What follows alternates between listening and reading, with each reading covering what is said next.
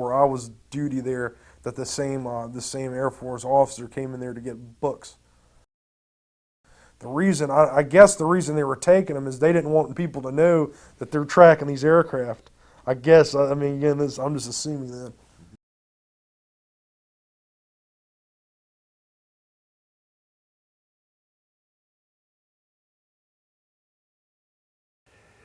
Well, I was at Wright-Patterson, of course. I was approached by an individual that, and I'm not going to mention his name, to determine if I wanted to work in an area on just new creative things, okay? And apparently that was the flying disc simulator. What they had done, they had selected several of us, and they reassigned me to Link Aviation, which was a simulator manufacturer. The simulator wasn't actually functional until around 1958, where the simulator was actually operable. Craft that they used to build, which is a 30-meter one, was the one that crashed in Arizona, Kingman, Arizona, back in 53 or 52. We operated with 6 large capacitors that were charged with 1,000,000 volts each. Say there were 6,000,000 volts in those capacitors. They're largest capacitors ever built. In a simulator now, you'll notice that there are no seat belts, right? And the same thing with the actual craft, no seat belts. You don't need seat belts, because when you fly one of these things upside down, there's no upside down like in a regular aircraft. You have your own gravitational field right inside. So if you're flying upside down, to you, you're right side up.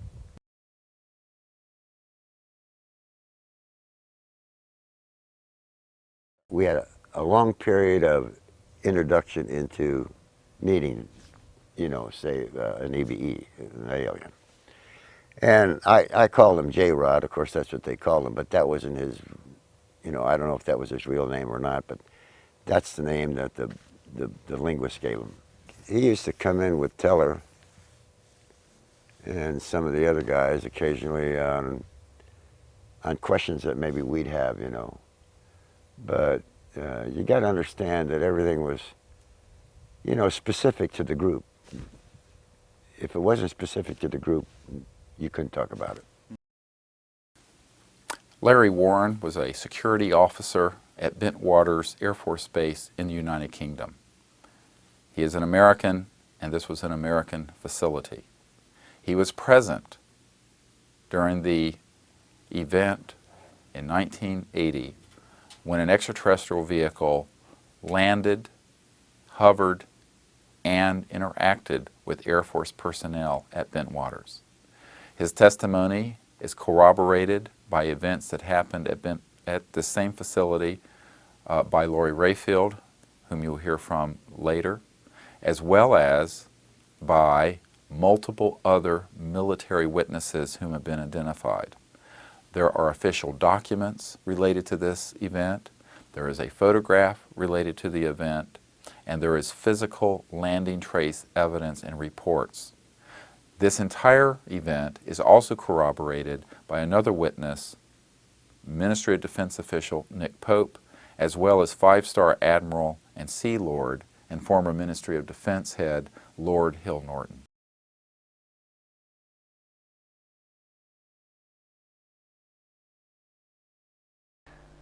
We pulled up, there were some other vehicles. There was an armorer's vehicle. They took our weapons off us. Each weapon is assigned by number anyway, and it's with you for your whole assignment. And that was taken away from us. We broke up into 4-man units. We headed down a trail into the forest. Charles Halt was out there at that night with a smaller party of senior people. Lieutenant England joined them at one point. Came to a clearing called Capel Green at the end of the Corsican Pine. And there was a phenomena on the ground in this field. It was like a mist. It looked like a fog on the ground.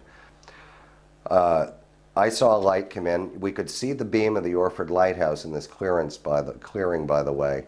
very clearly. This case has been written off as a misidentification of this lighthouse, an exaggeration or whatever. In reality, that was there for over 100 years and was no surprise to anyone. This object, a red basketball-shaped object, came in from the North Sea area over the trees. I thought it was a taillight on an aircraft. It moved so quickly that it came in over the trees. I go to this site all the time and I see it as clear as day. Did a downward arc over Capel Green, came to a point over this mist. Now, it's been misrepresented. There was a mist on the ground. It appeared to have structure. It was 50 foot across. This basketball-sized amber light, it didn't seem solid, I couldn't tell you what it was 20 feet above the object, this mist. There was an explosion. This is described, it's very hard for me to describe it. This thing broke up into multiple shards of extremely bright light.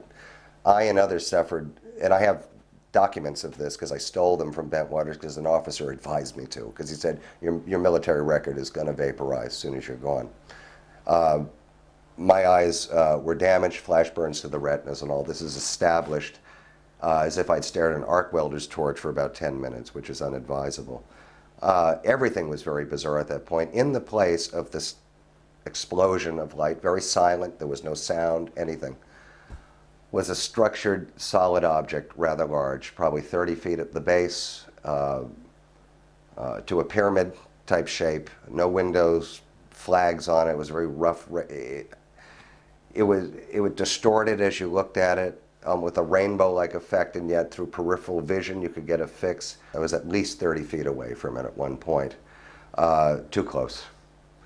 This bright light moved out. It was bluish gold. It was about a foot off the ground. It split, and it was only about 4 feet in height from the ground up, but it split away, and 3 individual kind of oblong cocoons of light with this thing in it. These 3 individual things inside it, and these things had an upper body I clearly saw and when I saw an arm, what I perceived to be arms move, I'm like, you're in another place at that point. There's witnesses are coming out now saying, unbeknownst to us, there were 3 massive triangular objects over the base, over the forest, and over the Woodbridge base the whole time.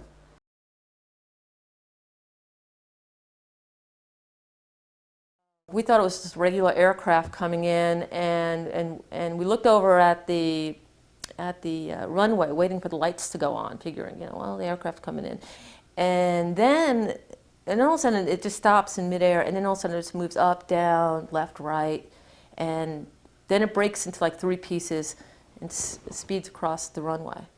And now we're stunned. We're like, what was that?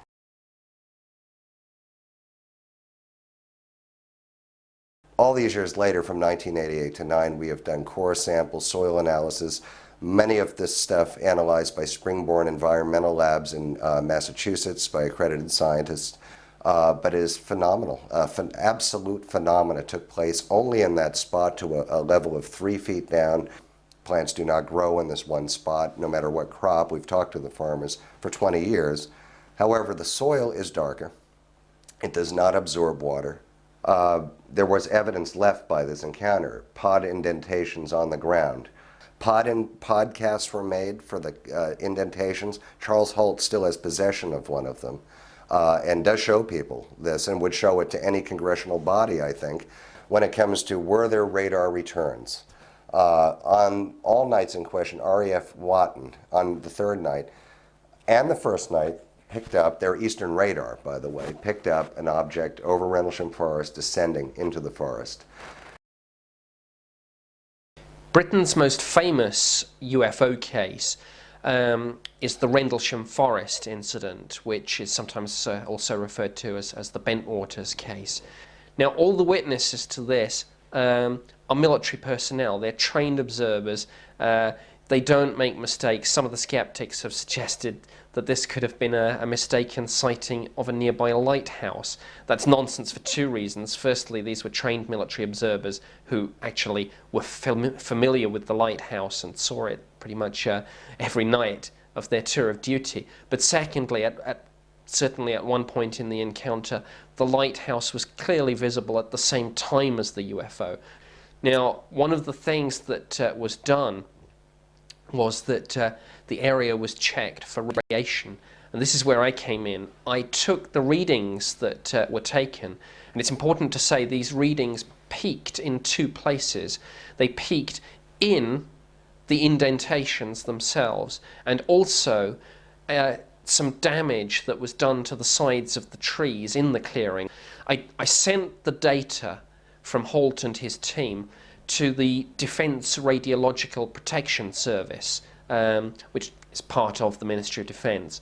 And they came back to me and they were frankly bemused by this whole thing, and they said that the radiations from the indentations in the ground were 10 times background for that area, 10 times what they should have been. Bentwaters is another very interesting case. With Bentwaters, we went there to digest some of the information as far as the physical evidence there. There were photographs, there was film footage, there was evidence of high background radiation, or a higher than normal background radiation, not all that high, but above normal. We found that there was some abnormalities in the area of which we referred to the impact point.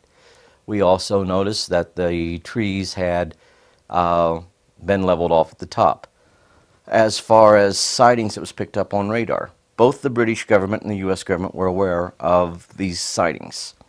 The hard evidence that we had was taken back to Lindsay Air Force Base, and that the materials transferred on to Fort Belvoir, Virginia, headquarters at the time of the U.S. Air Force's Special Field Activities Group. I know a good bit about the Bentwaters incident, and I've read half a dozen books. I've interviewed a number of the people who took part in it. And what I have decided, after careful thought, and I have said it in public more than once before, there are only two explanations for what happened that night in Suffolk. The first is that what the people concerned, including Colonel Holt, who was at the time the deputy commander of the base, and a lot of his soldiers, or airmen, they claim that something from outside the Earth's atmosphere landed at their Air Force base. They went and stood by it, they inspected it, they photographed it. The following day they took tests on the ground where it had been and found radioactive traces. That is one explanation, that it actually happened, as Colonel Holt reported. The other explanation is that it didn't. And in that case, one is bound to assume that Colonel Holt and all his men were hallucinating. My position is perfectly clear. Either of those explanations is of the utmost defense interest. Surely, to any sensible person, either of those explanations must be, cannot fail to be, of defense interest. That the colonel of an American Air Force base in Suffolk and his merry men are hallucinating when there are nuclear-armed aircraft on the base must be of defense interest. Major George Filer was an Air Force intelligence officer who not only had an extraordinary encounter with a massive UFO on radar over the United Kingdom, but later, in the 1970s, while he was at the McGuire Air Force Base in New Jersey, came in one morning to find that an extraterrestrial biological entity had been shot and killed at Fort Dix and had come over to adjacent McGuire Air Force Base, where it died and was on the tarmac. And he will testify that this life form was then picked up and taken back to Wright-Patterson Air Force Base. We were flying tankers over England, and London Control asked us to intercept a UFO.